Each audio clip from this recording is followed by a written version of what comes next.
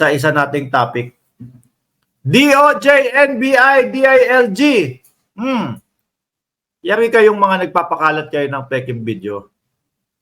Yari kayong mga gumawa ng peking video na yan. No? May katutunguhan ho kayo, mga kababa. May katutunguhan itong mga ito eh. Saan ba yun? O, eto. Ayan po, mga kababayan. Babasahin ko lang ha. Hirap ako dito sa ano natin eh. Medyo, bakit? Medyo nasa laptop lang tayo. O, scroll natin. Mga nasa likod ng fake video ni Marcos tatalupan ng DOJ o Department of Justice, mga bossing. Sa pangunguna ni Secretary Boying Remulla, mga kababayan. Manila, Philippines, tiniyak ng Department of Justice, DOJ. Nakakasuhan nito ang mga nasa likod ng peking video ni Pangulong Ferdinand Bongbong Marcos Jr. Eh sino lang po ba naniniwala na totoo yung video na yun? Na kumalat na yun? Wala na pong paligoy-ligoy pa. Yung mga OTAP supporters po. Sino yung mga OTAP supporters? Eh di supporter ni Kibuloy.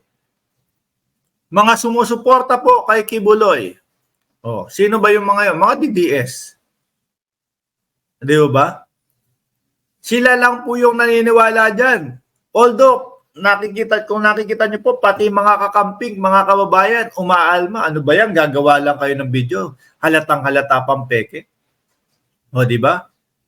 Tuloy, pinakilos ni Justice Secretary Jesus Crispin Remulla ang National Bureau of Investigation upang investigahan at tukuyin kung sino ang nagpakalat ng peking video. Eh di ba po mga kababayan, lagi po nilang isinisigaw yan sa kanilang mga mautog.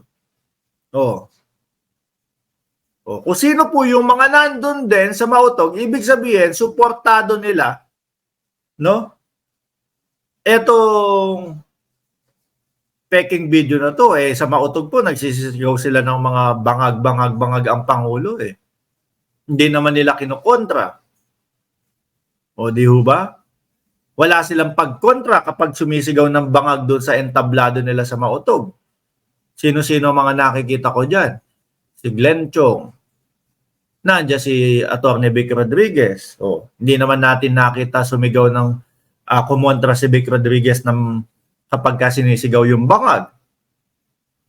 Iginiit ni Remulla na gagawin nito ang lahat. Ako naniniwala ako dito. Nang kaukulang hakbang upang mapanagot ang uploader ng video. Saan po ba naunang nakita to? Doon sa Estados Unidos. Sino po ang unang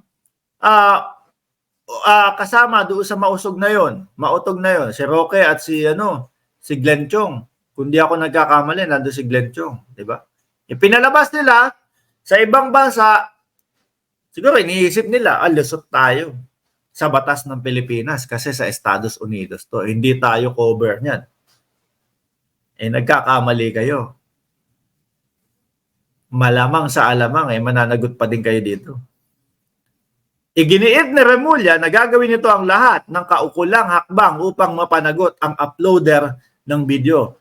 Una nang kumalat ang video ng isang tao na kawangis. Yan ang perfect word. Kawangis. Kamukha. No? Sinadyang gawing kamukha ni Pangulong Marcos na nakitang gumagamit ng illegal na droga o pinagbabawal na gamot. Ang naturang video ay tinawag na pulboronic video. Sino ba unang nagsasabi at sino laging nagsasabi niya? Si Maharlika. Pag kinasuhan naman, ginigipit na po sila ng gobyerno ng Pilipinas. Samantalang nakita nyo po yung mga hakbangin nila, yung mga pinaggagawa po nila. No? Eto, hanggang umabot po sila na gumawa at nag-deepfake po ng video ng Pangulo. Ang naturang video ay tinawag na pulboronic video ay inere at idinaos sa maisog rally na dinaluhan ng mga taga-suporta ng mga Duterte sa Estados Unidos. Umalma ang pamahalaan sa kumalat na video at itinuring itong malisyosong tangka para i-destabilize ang Marcos administration. Which is, yun naman po talaga mga kababayan, ang ano niyan, ang puno at dulo niyan. No? Tingin nila, yung ganyang mga hakbangin nila, mga kababayan, mapapabagsak na ho ang gobyerno, mapapababaho ang Pangulo. Akala yata ho nila BO-BO ang lahat ng Pilipino. Hindi po nila alam ang BO-BO lang po yung mga mahilig po sa sa OTAP, mga OTAP supporter, OTAP vloggers. Yan lang naman ho yung mga naniniwala diyan. Hindi ewan ko na lang ho mga kababayan, baka po yung yung mga optical na mga tindahan o yung mga gumagawa ho ng mga salamin, mga bossing, baka maging mabenta ho yan. Ngayon, magsisibilihan ho yung mga yung mga DDS o mga bagong pangalan nila, OTAP supporters. Bakit to? Mukhang malalabo na ho ang mga mata Biruin nyo, sila lang ho yung uma-agree doon. Ang sigaw ng taong bayan ngayon. Glenn Chong. Disbar na ba si Glenn Chong? Hindi pa. Disbarment kay Glenn Chong at kay Harry Roque. Nung isang beses pinagtatawanan ni Harry Roque si Attorney Larry Gadon kasi daw na-disbar. Si Attorney Larry Gadon naman chill lang. Sabi niya, bakit ako maapektuhan yung disbarment ko? Hindi ko na naman pinapractice yan. Etong dalawa na ito, mga kababayan. Yun nga, may nakita ko dyan. Hindi sapat ang disbarment sa kanilang dalawa. Di ho ba? Ako kung sakali ho, napatunayan na itong dalawa, talagang sok pa o pasok. Sila ang isa sa may kagagawa ng video na yan, dapat po kulong yan, mga kababayan. Dapat po kulong yan, mga kababayan. No? At hindi po tayo magsasawa o magtatapos o hihinto na isigaw na hindi sapat ang disbarment sa mga yan kung sila ay kung sila talaga ay kasama diyan. Mark, nag-iingat ka pa sa mga sasabihin mo. Ayan na nga, si Harry Roque. Ang unang nagpalabas diyan sa Estados Unidos. May kalalagyan kayo. Mayayari kayo. Malamang po mga bossing, dumami po yung kagaya ni Kibuloy. Dumami po yung mga taong nagtatago. Yung mga pugante. Ayan na naman si Mark Ramos Ang kulit ni Mark Ramos, magagalit na naman po sa atin yung mga OTAP supporters Hindi nga pugante si Kibuloy. Magagalit sa atin yung OTAP lawyer ni Kibuloy Sorry po, OTAP lawyer. Hindi nga po pugante. Cannot be reached lang po. Not available lang daw po si Kibuloy. Malamang, ganyan na din po ang maging hakbangin nitong sila Roque, mga kababayan, pag nagkataon. Patong-patong huyan Ito pong sa Pulburon video, madadagdag lang po sa kanila, mga bossing. Dahil meron pa din pong iniimbestigahan yan, mga kababayan, doon sa mga papeles o yung connection yan sa Pogo. Sabi ni Darwin Letargo, hide lang po. Sabi ni Sir Eli Baniked, ganda talaga ng topic pag si Binibining Bibi Gandang Roque ang topic. Di ba? Sabi ni Jorge, master of disguise, si PRRD. Yes, first time tumayo si Senator Risa Ontiveros. kikilabutan ka dun, mga kababayan, tatayo yung balahibo mo, no? Nung nakita mo yung mga nasa loob, BBM, BBM, tapos yung mga pilit na sumasalungat po sa gobyerno at kay Pangulong Bongbong Marcos, ando sa labas, inuulan, binabagyo. Sabi ko, tingnan mo ang tingnan mo ang may kapal.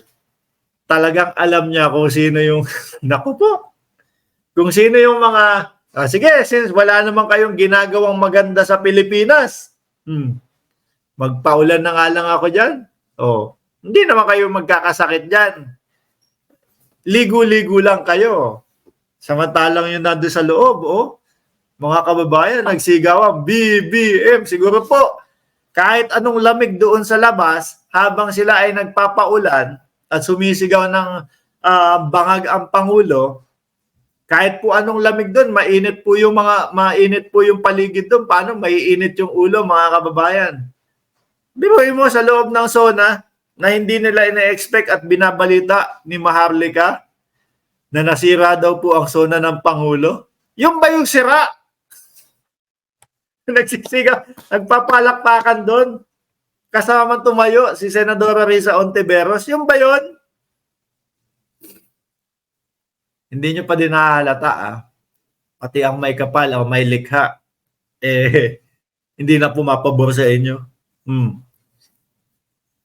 Alex Obra, pinapabati ka ni Medi Obra. Ayan, avid viewer mo. Salamat po, Ma'am Medi. Shoutout sa iyo, Alex Obra. Nasira ang ulo ni Moret. Eto na nga, mga kababayan, si Justin, no? Ang kanang kamay ni Congressman Bosita. Justin, pinapakalat ng mga OTAP supporter, kasama daw kayo doon sa kanila. Sabi ko, hindi. Araw-araw ko mga kasama yan. No? Sabi ko, hindi. Araw-araw ko mga kausap yan sila Justin Sila Congressman Bosita na hindi sila sumasama o tatakbo. Sabi kasi nila, tatakbo si Congressman Bosita para sa pagkasenador kasama ang mga DDS. Itinanggi po nila yun. Ako po yung mismo tumatanggi doon dahil hindi mo po mapapasama yung mga yan doon, mga kababayan. Sabi ni Justin, 1,400 something, makapanindig balahibo talaga nung naging maingay ang House of Representatives.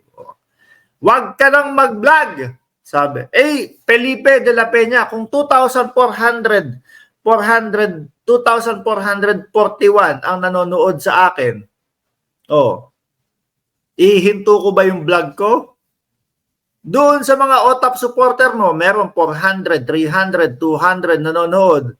Sino sa tingin mo ang dapat huminto ng pagbablog? Di ba? Eto na, diinan na natin para mas, kung sino ka man nakatabi ni Felipe de la Peña, alayan mo ng tubig si Felipe at baka ito ay atakihin sa susunod, no? Nandiyan si Direk Freddy Valera, mga kababayan. Suportahan nyo po. Ayan, yan po mismo ang kanyang channel, Direk Freddy Valera Official. Pagkatapos po ng live, puntahan nyo po yung channel na yan. Pindutin nyo po yung subscribe button. Malapit na po sa 100,000 yan. No? Na isa po ito sa mga vlogger na dapat po na gagawaran ng plaque, no? Ng YouTube.